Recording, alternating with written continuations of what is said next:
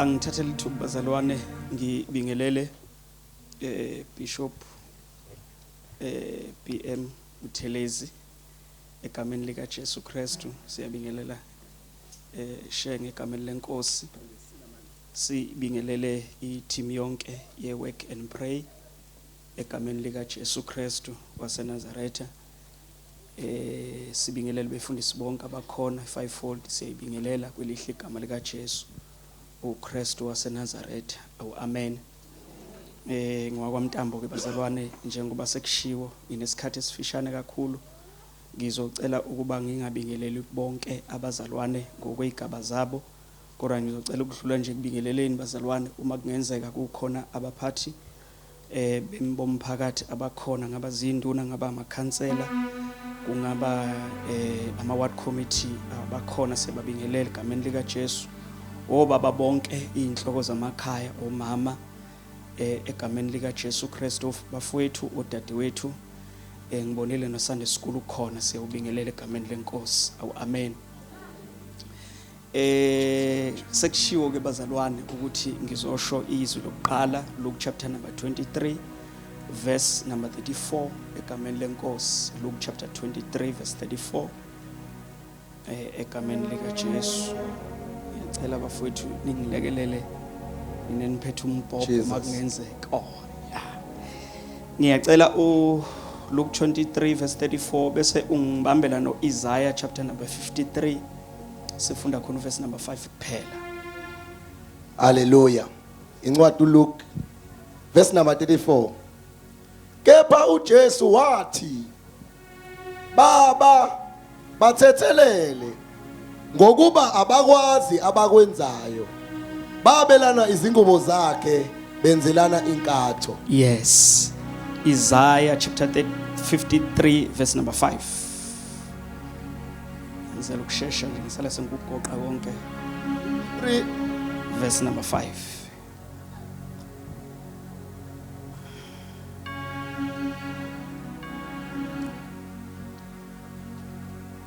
verse 5.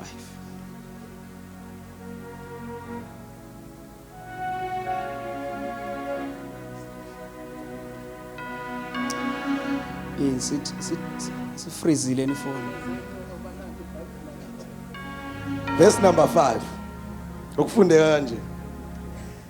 Yebo, yalinyazwa ngenxa yesiphambeko zethu, ngenxa yeziphambeko zethu. Yes. Yakhotshozwa ngobubi bethu. Isijeziso sasiphezu kwayo ukuba sibe nokuthula. Ngicela ungifundeleke uliphindele le verse usuliphinda ke ngesibindi ngefoni usutshele kweyona. Verse number 5. Yebo, yalinyazwa ngenxa yeziphambeko zethu. Yes. Yakhotshozwa ngobubi bethu. Yebo. Isijeziso sasiphezu kwayo ukuba sibe nokuthula. Awuphinde okugcina ke ngesibindi ke. Verse number 5. Yes. Yebo, yalinyazwa ngenxa yeziphambeko zethu. Yakhotshozwa ngobubi bethu. Isijeziso sasiphezu kwayo ukuba sibe nokuthula. Awuphinde okugcina ngempela. Verse number 5. Yes. Yebo, yalinyazwa ngenxa yeziphambeko zethu. Yakhotshozwa ngobubi bethu. Okugcina khona oseleyo. Verse number 5. Yes. Yebo, yalinyazwa ngenxa yeziphambeko zethu. Yeheni webantu. Yakhotshozwa ngobubi bethu. Phinde okugcina sithandaze. Yebo, yalinyazwa ngenxa yeziphambeko zethu. Yakhotshozwa ngobubi bethu. Isijeziso sasiphezu kwayo ukuba sibe nokuthula. Baba bathethelele ngokuba abakwazi abakwenza. Sengiyasuka. Bathethelele ngokuba abakwazi abakwenzayo. Mhlambe emizuzwane emithathu bese ngiyaqeda le ndaba yokuthethelela kaJesu, indaba ethe ukwehluka kunalethi nesiqonda nesiyaziyo. uma thina sithethelela siye kube khona umuntu othethelelayo on the other side versus umuntu othethelelwayo on the other side. Ngale kwetafula khona umuntu othethelelayo owoniwe, ngale kwetafula khona umuntu onile odinga intethelelo.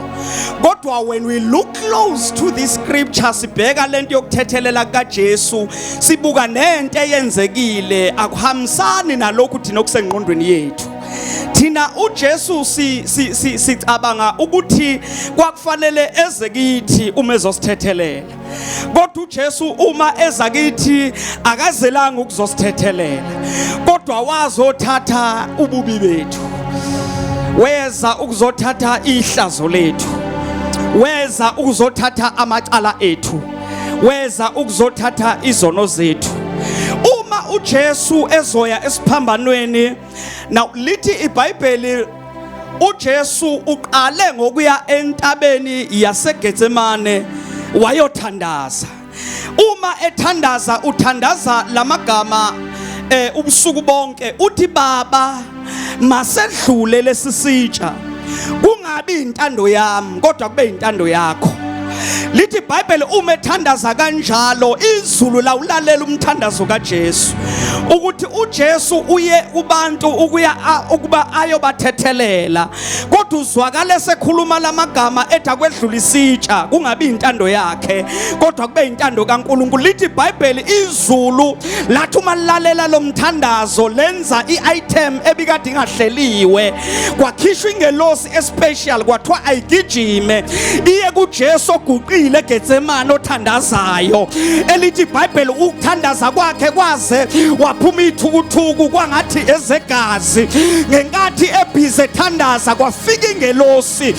Uma ingelosi fika kuye iBhayibheli lithi yayingazele khona ukuba izophendula impendulo ayikade icelile, kodwa sizwa iBhayibheli lithi yafike yamamba uJesu ethandaza yamqinisa. Awu haleluya. Lithi iBhayibheli othandazayo kwehla ingelosi yafika yambamba ebhize ethandaza yamqinisa, ngoba iagenda yakhe ayikade ezoyenza yayingakaqali. Awu haleluya. Wayingakayifezi into ayikade ezoyenza. Lithi iBhayibheli uma uJesu edlula lapho uthwala zonke inhlamba zabantu ababekade bemthuka ngazo, uthwala imqhele wameva, siyasazi istory. Lithi iBhayibheli uyanyuka, uma enyuka kuthiwa wayehlutshuliwe engambathanga lutho. Ingakho Isaiah abhala lapha kunumber 53, awu haleluya, wayehlutshuliwe, wayeyihlazo uJesu ngenkathi enyuka ebheke entabeni eyofela izono zethu. Lithi izwi leNkosi wayekade ehlutshuliwe eyihlazo. Nansi ke into ongafanele sigeje uma sibuka indaba yehlazo likaJesu, ukuthi uJesu akabanga yihlazo ngenxa yokungaqoki noma yokungembathi. uJesu waba yihlazo ngenxa yesono ayisesithwele.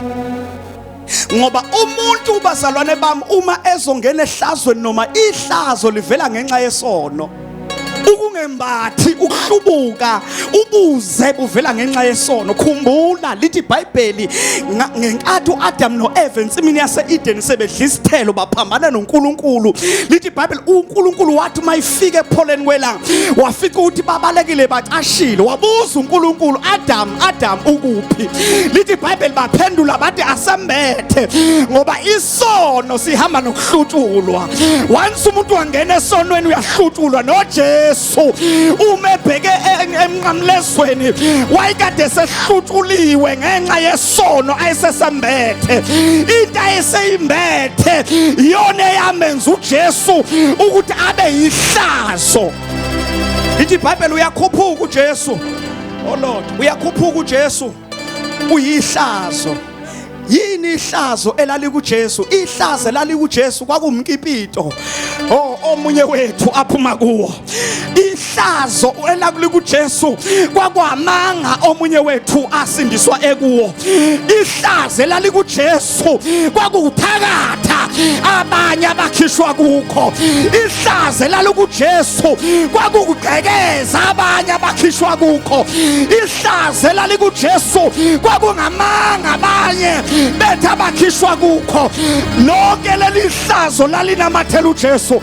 Ukhuphuka nje umbethe yonke lento uJesu. Uye esiphambanweni nje yonke lento inamathele kuye. Uye esiphambanweni nje yonke lento inamathele kuye. Ihlazo laseliphezu kwakhe. uJesu mayesiphambanweni waqoqa bonke ububi bethu. Before ayesiphambanweni waqoqa amanyala ethu. Before ayesiphambanweni waqoqa zonke izono zethu. Before ayesiphambanweni uyanazo seyinamathele kuye. Obona yena ubona isifebe. Obona yena ubona umthakathi. Obona yena ubona isigebengu. Obona yena ubona okhuthuzayo. Obona yena ubona isehluleki. weJesu yini wanjena waqoqa lonke ihlazo lethu wanyukela nalo enqamlesweni. uJesu waqoqa lonke ihlazo lami nawe wanyukela nalo esiphambanweni. Wayebonakala eyihlazo ngenxa yezinto ezenziwe yimi nawe. Wabonakala esemubi ngenxa yezinto ezenziwe yimi nawe. Wanyukela nakho esiphambanweni. Uyaphi weJesu nalezinto? Lithi iBhayibheli umebethelwa kushamaza. Umebethelwa wabethelwa nehlazo lami nawe. Linyuka naye liyaphi ihlazo? Liyobethelwa esiphambanweni ukuze wonke umuntu akwazi ukuphunyuka. Kwakumele ihlazo lakhe liyobethelwa.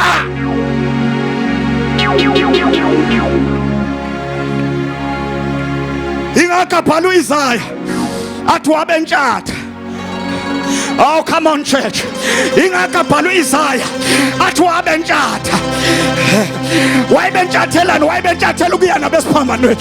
Ingakho nalenhlupheko uJesu wayenhlatha. Wayentshathelana. Wayena esiphambanweni. Wayentshathelana wayecrucify. Wayentshathelana wayebethela. Wayentshathelana wayeyibethela esiphambanweni.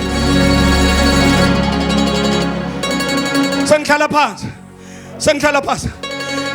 Lithi iBhayibheli uma uJesu efika lapha embethe ihlazo lelami nalakho. Uma efika lapha uJesu wabethelwa. Olamasha umebethelwa. Oh Lord God, angadlulikele. Umebethelwa bazalwane. Kwakwenzelwa ukuthi naloseleyo nomesele emjolweni. Kodwa kulomjolo kuvule kumnyango ukuthi wangena mntana sekhaya, but there is a way out. Wangena mhlambe wawungazi ukuthi ungena kulento, kodwa there is a way out. Mina ngiyisango. Oh, niyangizwa bazalwane. Mina ngiyisango. Mina ngiyindlela ngiyiqiniso. Bonke abahamba ngami abasoze.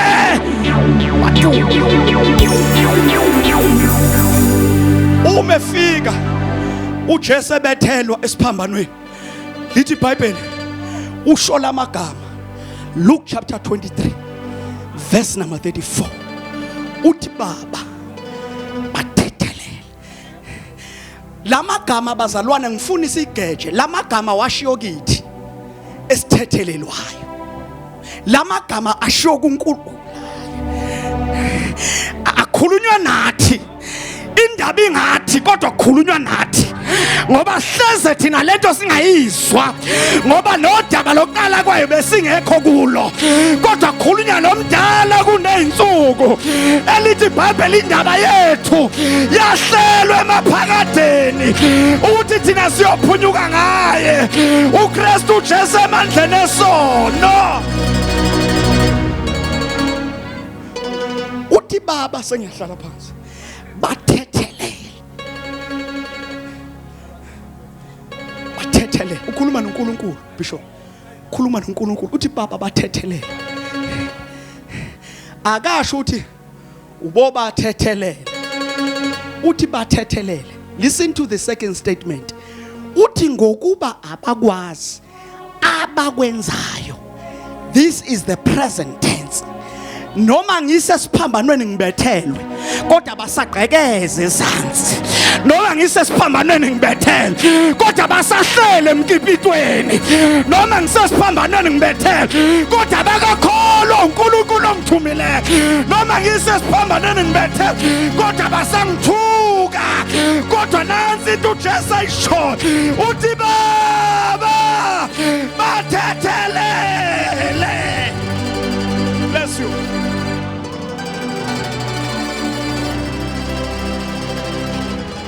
Shaya izandla zakho kakhulu simshaya kakhulu izandla ezinkulu egameni lika Jesu Kristu waseNazaretha awubathethelele abakwazi abakwenzayo.